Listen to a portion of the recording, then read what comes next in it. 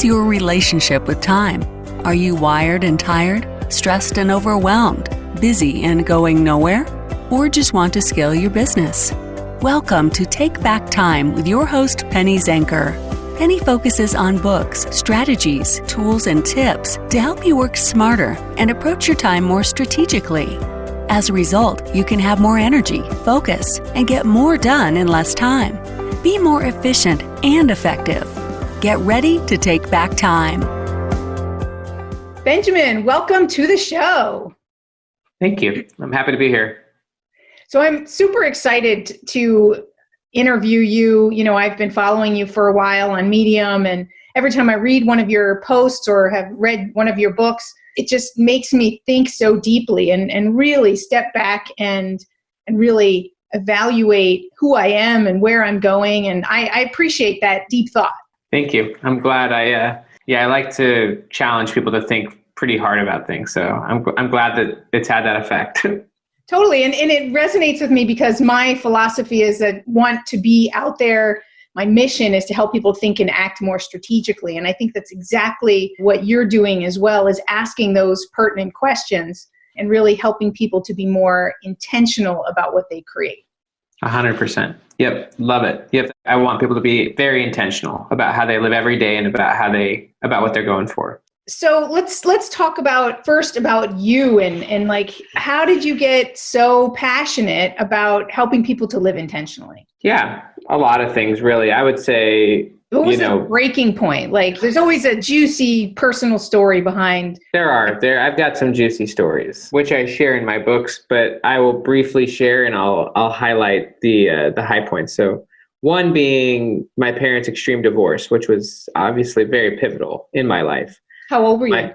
I was 11. I'm the oldest of three boys, was 11 years old. We grew up in a pretty religious family, and the divorce was just crazy. Like, both my parents became totally different people, like immediately. Mm-hmm. Like, my father became an extreme drug addict, drug addict, like all the above. My mom, zero religion at all. It was really interesting, but like both amazing people. That was a weird episode in my life, and just watching things happen. Essentially, junior high, high school, I had zero foundation. So like usually what they say like in trauma is like there's capital T traumas, which are events that happen to you, and then there's lower T traumas, which is just living in a chaotic environment. Right. I was kind of dealing with both. Ultimately, about age 20, 19 or 20, I barely graduated high school, was doing nothing with my life. Attempted community college, but dropped out after a few weeks because it was just too hard, and I had no why. I had no reason to do it, and I had no confidence or skill to like even read a textbook. Right. And so I was playing World of Warcraft all day, living at my cousin's house, doing nothing, and ultimately decided to leave. Like, my younger brother, he ended up joining the military. I ended up actually serving a church mission. Like, to me, that was the way out. I left, ended up living in Pittsburgh for a few years, and ultimately community service, reading a lot of books. I ended up having good leaders that helped me to like unload a lot of the trauma and baggage from my past and helped me to figure out a future. And so that was really the big one. That experience really opened me up, and I saw a lot of things that I'd never seen before. Like, I was in like the ghettos of Pittsburgh, like doing community service and just being in people's houses and trying to help people like overcome their obstacles. Like, that experience was great for me. And I really learned how to journal, and I read so many great books. But that's kind of what set me off on my path. When I came back home, it was obvious to me that the people in my life couldn't comprehend the changes I had gone through. Right. Like, they saw you as who you were when you left. Yeah, they could only see and relate to my former self. And to me, that person was no longer me. And so I felt like I needed to go do different things, continue to surround myself in new environments. I really like the quote from Dan Sullivan, surround yourself with people who remind you more of your future than your past. Yeah. And so I just kept going. I wanted to continue to study psychology. I wanted to continue to understand how this stuff worked. And so I ended up getting a PhD, and I think that was the big pivotal experience. Obviously, I've read like probably 1,000 books since then. We've went through the foster care crazy experience of doing 3 years of foster care and eventually adopting those kids and now having 2 others. And so there's just been a lot of huge pivotal events in my life. And I continue to seek those, to be honest with you. Like, I know that, as I talk about in the book, my future self is hopefully a much better and more mature and expanded version of my current self. And so I want to go through transformational experiences in my future that update even who I am today. Well, let's talk about that, right? So in your new book, Personality Isn't Permanent, right? I love that as a title, of thought-provoking. You talk a lot about your future self and being intentional about creating your goals and desires and being that future self. So what does your future self look like? How do you paint that for yourself? Like, I know you go into a lot in the book, and I don't want to reveal it. Let's let people go. We can reveal it. Let's reveal it, baby. I want people to read it, but so how do you put those practices that you share in the book, how do you put them into practice, and what does your future self look like? I love it. Well, let me just first tell your amazing listeners, there's a lot of good findings in psychology these days about, first off, I think, for example, I'm guessing you would argue that your current self is a little different than who you were 5 or 10 years ago. Oh yeah, totally. Right. And I think your listeners would probably agree. And so it's like, you've gone through a lot. You don't see the world the same way. You have different preferences. You tolerate different things. Maybe there's certain things you don't tolerate anymore that you used to tolerate. Absolutely. And so you prefer things now that maybe you didn't prefer back then. And so it's really good, first off, from an identity perspective, to recognize that your current self is different from your former self, and that your current self is also different from your future self, and that your future self is a different person. And so they would make different decisions, and hopefully they see the world differently and hopefully better. Like, it's good for decision making, but it's also essential to engage in true learning, what psychologists call deliberate practice. You have to have that future self in mind. And so this is where you begin living intentionally, is defining your future identity, like defining their attributes, their characteristics, their situation, what they're up to, what they care about, how their life is different. Like, you can't really start a goal-driven path without first starting with your future identity. And so that's kind of the key. And I can explain how I've applied it. I do want to know how you've applied it, but I just had a thought that came to me. For someone who this might be like a totally foreign concept, I was just thinking, what came to me is some people understand marketing. They understand today that you create a marketing avatar for the person that you are selling to. Well, it's kind of the same. You're creating your future avatar, right? So you're defining who that person is, what they do, what they think about, what they buy, who they hang out with. So actually, if for people who are listening, if this is like blowing your mind, weird concept, that just puts it into something maybe they can understand, since there's a lot of entrepreneurs. I love that. And I'll say bluntly, I'm an entrepreneur, and funny actually that we'll spend so much time crafting and honing the avatar for our buyers, and we won't craft the avatar for our future identity, because your future self is hopefully who you're becoming. It's impossible to live intentionally on a daily basis unless you're walking towards someone. I think the challenge that people might have with that, is because it's intangible, like it hasn't happened yet, right? And so they have to visualize, and not everybody is good at, you have to practice visualizing into everything you're saying is brilliant, and it's important. So I'll give a little resource. There's like probably even a 6-minute TED Talk called The Psychology of Your Future Self. It's by Dr. Daniel Gilbert. Very good little primer, 6 minutes.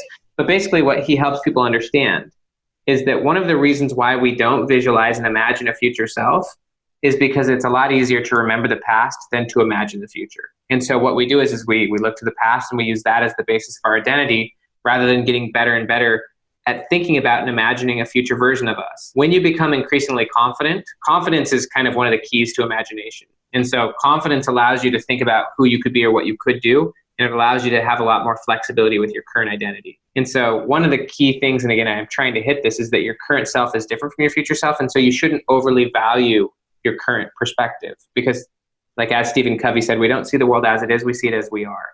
And right. So your current self... Oh, it's so tight. And this is why labeling is so negative, is because when you hold on to a label, then that becomes the basis for how you decide a future. It's a lot better to really think about and be honest about who would you like to be, or what would you like to have? What would you, if you were just totally honest, and this could be a little difficult and scary, and I fully own this. It can be a little difficult and scary to actually genuinely think about and imagine, and maybe journal about or tell people about who you really want to be, or what you really want to be doing with your life. Chances are maybe you've had negative experiences in the past that have led you to limiting what you would be willing to try because of painful traumas or just negative experiences in the past, or failures that have led you to maybe not being willing to genuinely pursue what you would want. There's a great quote. Believe that it's possible, right? Because if yeah. your past is limiting you, then you're feeling like, a lot of people feel like, well, that's not real. That I don't believe that. I can say that, I can say an affirmation, but I don't believe it in my heart. True, 100%, and I acknowledge that. How do they do that? Let's talk about that. Like you said, they can get caught up in a label, and personality isn't permanent. Those personality types are giving you that label, telling this is who you are. So we have all these tools that are keeping us where we are. right? So what's a tool or a way that we can let it go and open up a way to believe and step into that future self? Yeah, there's lots of tools, and the tools involve both the past and the future. So I'll give you a few tools that you could use that will help you with the future, and a couple tools that you're going to have to use to reframe your past. Because your past is generally, you have a past. We all have a past. And that past is probably impacting your current decisions, maybe in ways that you don't want it to. So it's important to know that your past is not actually fixed. Your past is a perspective. So just like the Covey quote that says you don't see the world as it is, but you see the world as you are, that same quote is true of the past. You don't see your past as it is, you see it as you are. So I think first things first, asking yourself, how did you become the person you are? And why have you chosen the life you've started to choose? Usually you could look back and you can think of a few pivotal events that have led you to seeing the world the way you see it, or maybe events that led you to changing your course or redirecting your focus. So thinking about those events, maybe those most hard or traumatic or difficult things that you've gone through, there's a few things you got to do. The first thing you got to do is obviously you've got to be willing to confront those experiences. You could confront them by yourself. In psychology, there's two ideas. One is exposure therapy, which is that the more you expose yourself to something, the more you neutralize the emotions. So by simply thinking about and talking about these experiences, the emotions can dissipate. If the past is still emotional, then that means it's driving you. What you want is you want to turn the past from emotion to information. Right. If it's information, you can use it. And so you want to get more context. So I'll give you a few thoughts. First off, journal. Second off, talk to people about it. When you journal about it, you can then think about it from different angles. Like I like journaling with questions. So as an example, how would a different person view this experience? So I'm thinking about like my parents' divorce. I'm thinking about my dad as a drug addict. I'm like, how would a different person see this experience? How would my future self see this experience? Or how did my dad see this experience? So one of the things that you want to do is you want to get more information and more context and different perspectives about this event. One of the things I had to do to gain more experience or more perspective is literally ask my dad. We've become friends over the years and he's totally changed his life. He's no longer a drug addict, but I had to ask him, like, Dad, during this episode of our lives, like, what led you to some of the decisions you made and what was it like for you? And what was it like? Just getting more information. So I'll tell a quick story because this is key. Okay. And I think you'll dig this because it's not in the book. So I want you to tell the story, and I want to just go back for a second for the listeners. Yeah, we can go whatever order you want, whatever order you want. Yeah, no, it's good. We're gonna come to that. So what I wanted to just highlight and repeat, because I think repetition is key, right? Is what you said, that to asking yourself those questions, even from a third party, because they're going to see it from a different perspective. Whether you directly ask the third party, like you said, you asked your dad, you got curious and you had somebody to ask, but sometimes you can just put a different hat on and play a role play, right? Salespeople do it all the time. Hey, if I'm the buyer and I'm talking to you, what's my reaction going to be? And it gives you a whole different perspective. I know that when I'm coaching other coaches, I'll ask them, what would you coach someone else, right? Because they would see the situation differently if they were looking at it by coaching someone else. By the way, you're a great coach. I can already tell. No, just how you're coaching us through this conversation is really cool. No, so what you've just brought up is a quote that just triggered me. But this quote is, you can't read the label from inside the jar. Yes. Right? And so the idea is that a third party perspective is almost always a nice way to reframe your current perspective because you're inside the jar. You were the one who saw these experiences and you had an emotional reaction. And so you're usually viewing your experience from the initial reaction, but sometimes it's nice to get out of the jar and get a different perspective. And you can do that, again, in the journal by just asking yourself theoretical questions. How would a third party person have seen this experience? How would I choose to see this experience if I was an adult watching a kid go through this experience? Like seeing it from different angles. Distractions are the enemy of productivity. Go to distractionquiz.com and find out your distraction profile. Are you a time zombie or a hamster? Take this free distraction quiz today to rate your ability to focus on what keeps you from being a wizard. Go to distractionquiz.com.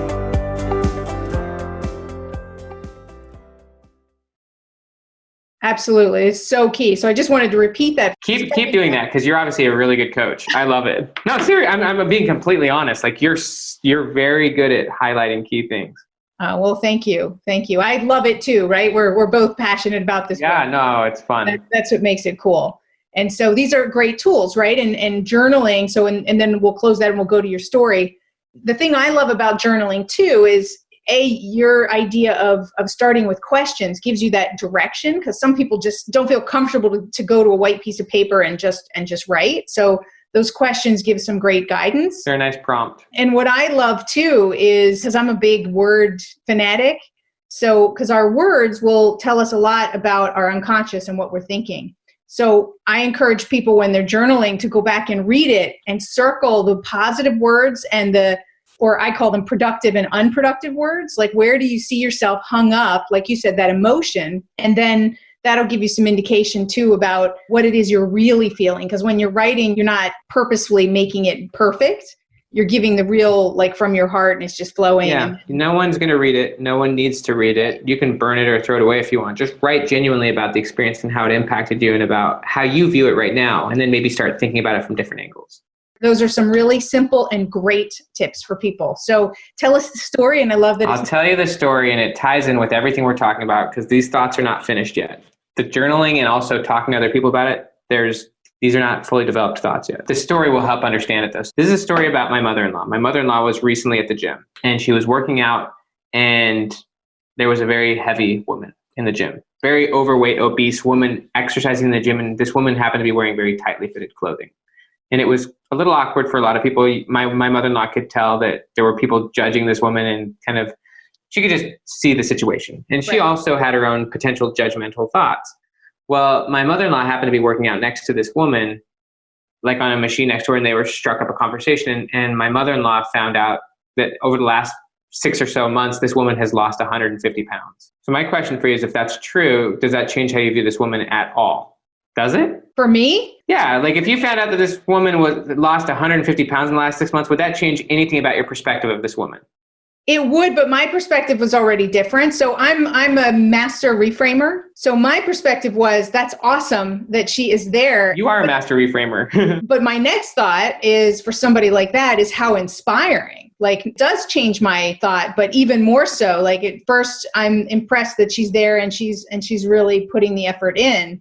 And then secondly, to know that she's lost 150 pounds is inspiring. Like, well, so let's have just more conversation and hear her story, because I think that the human spirit is amazing, and I love to hear people's stories.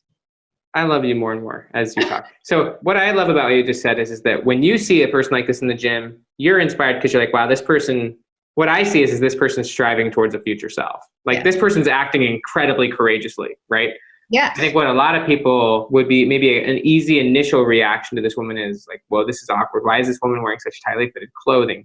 From an inspirational perspective, it's like, wow, like, this woman is acting as her future self. But like, initial reactions for a lot of people would be like, maybe judgmental, like, this is a little awkward or weird. And if they find out that this woman has just lost 150 pounds over the recent past, often that new context changes their perspective. Usually it's like, you go from maybe judging this woman or being critical or like whatever to being inspired, as you just said. And so you're looking at the same woman, but with that new piece of information, all of a sudden you see what this story is an example of, is that context is a lot more important than content. And by getting additional context, you actually see things differently. When I was talking to my dad, as an example, I got different context. You can journal in such a way and even reframe, as you've described, to get different context so that you're looking at something differently. Wayne Dyer said, when you change the way you see something, the thing you're looking at changes, right? And so you have to realize that you're looking at former events, negative experiences, from a perspective. And when you get a different perspective, you'll change how you see those events. And you can become very strategic about changing your memories, changing how you feel about those memories, changing the emotion behind those memories, and even framing negative events from a positive perspective. And actually, that's a very powerful thing to do. And you can then shape your narrative and your story around your past in a very positive way. Like, I'll just tell you, I view my past very positively. I don't believe it's limiting me in any way. In fact, I believe it's propelling my life forward. And I'm grateful for it. But I'm also very empathetic towards my father because of the information I've gotten. And knowing that there's reasons why he was the way he was. And there's things. The way I was looking at it for so long was from the perspective of an 11-year-old kid who didn't know what was going on. Right. I'm hopefully now seeing it from the perspective of a 30-year-old person who has a great relationship with my dad and who can see that event from a different perspective. And so I don't want to be stuck in the jar of the 11-year-old kid. I want to get out of that jar and continue to upgrade my perspective. Right. So I asked you a question earlier when I come back to that, and Let's do it. We're also going to go into a part two. So I asked you what your future self looks like. So take us there. I will take you there. Years in the future, give us the visual and the audio and all that. Okay. So yeah, my future. So just to give some people a situation on this call, I'm 32 years old, live in Florida, have 5 kids, and I write books. And I am an entrepreneur. I do a lot of entrepreneurial activity. My future self will be doing actually a lot less entrepreneurial activity. So I will be in a situation with a lot more financial freedom. Like I believe that this book will sell, and I'm planning on this book selling millions of copies. Like I'm pretty committed to that goal. And I've set that goal because of the future self I want to become.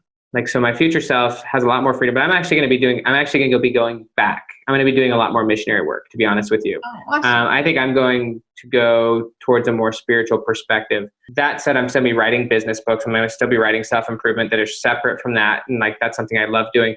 But I'm going to be doing a lot more missionary work from a leadership perspective. And so I want to be in a financial situation, and I want to prepare and situate my life and my family so that I can go do that in kind of really cool, powerful ways. And so I'm going to be spending more of my time doing that. Like, so financially, I'm going to be in a situation. In this country, or is it in other countries? Like, No clue. I mean, like, I imagine I'm going to learn Spanish in the next few years. And so I'm open to that. I'll be honest, I just love missionaries. Like, when I was a 19, 20-year-old kid, like, I was just learning so much, and I went through so much. And a lot of what I've learned is so that I can positively influence that audience. Like, one of my favorite questions that Dan Sullivan asks is, who do you want to be a hero to?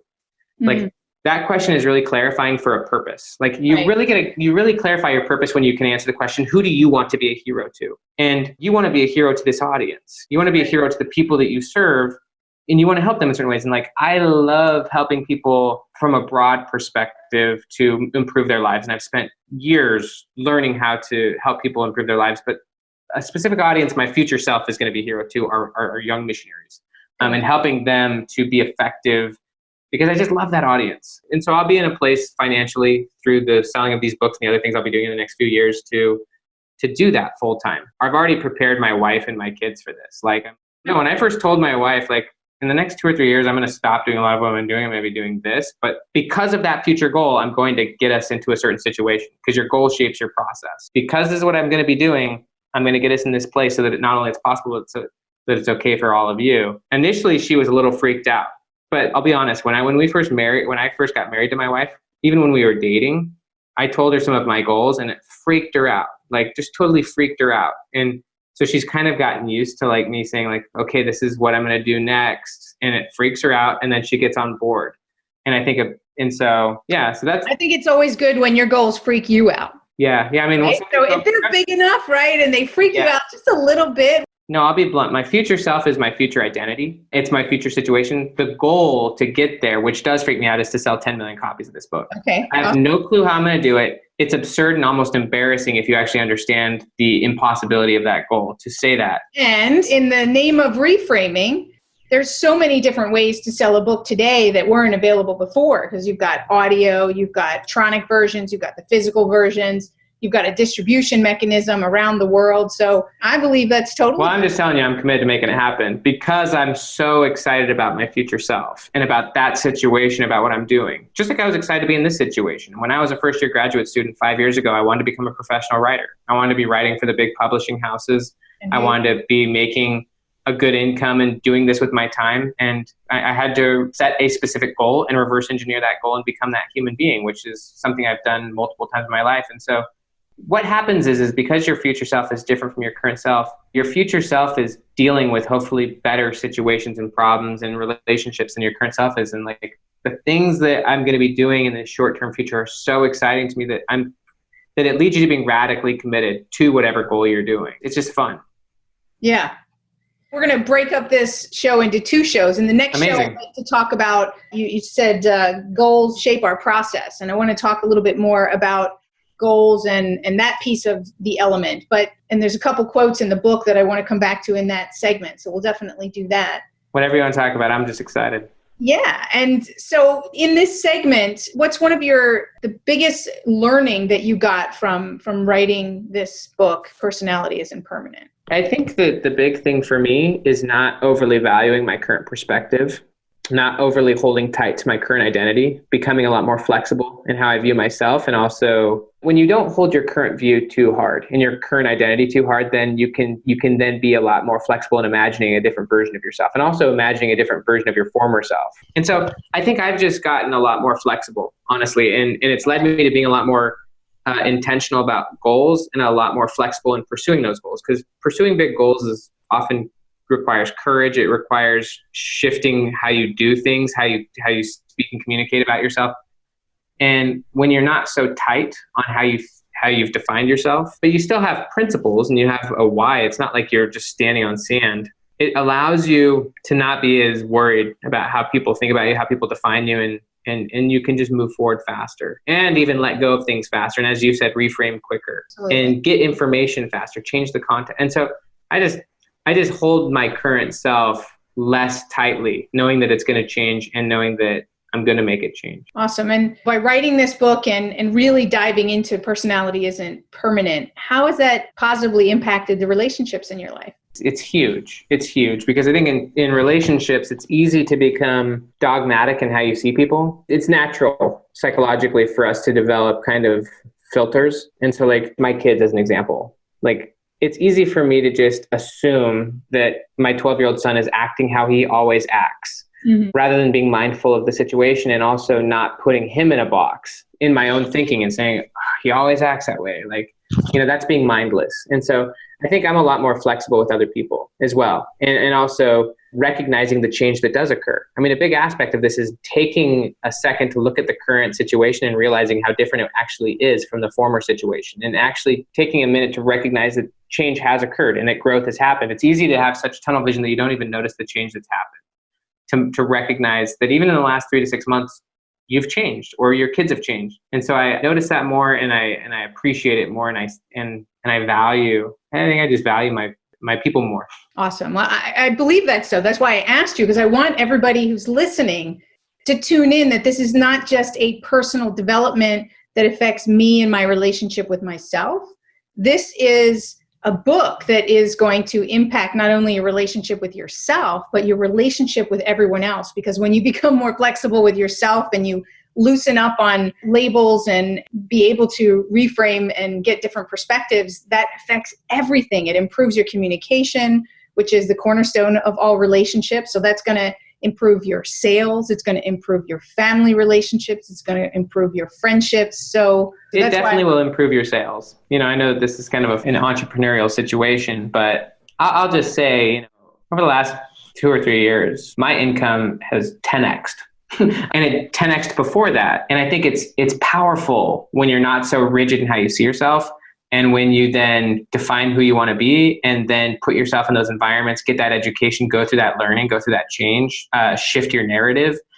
If you're not good at sales right now, or if you don't think you are, you can easily become someone who's brilliant at sales. Like, that's the whole key is that you would need to shape an identity of yourself as someone who's actually comfortable with that and who wants it and who loves it and who enjoys doing it. Like, your current self may not enjoy that. My former self in 2015, when I first got my foster kids, did not enjoy being with my kids. I'm just being blunt. I did not enjoy being a father. I now enjoy that. Your preferences can change. And so you can choose your preferences. You can choose to become brilliant at selling. You can choose to develop a 7-figure income and so that's just the key, is who do you want to be, and then how do you become that person? Awesome. Thank you, Benjamin, so much for being here today. You're welcome. And thank you all. And like Benjamin Hardy said, it is your choice. So go out and get that book if you don't already have it, and make sure that you're taking advantage of all the golden nuggets that are in that book. So my name is Penny Zenker. This is Take Back Time, and I'll see you in the next episode. Thank you for listening. Today's topic is another opportunity for you to put the knowledge you learned into practice. Tune in again next week for more strategies that will help you have more energy and focus to get more done in less time, so you can continue to take back time.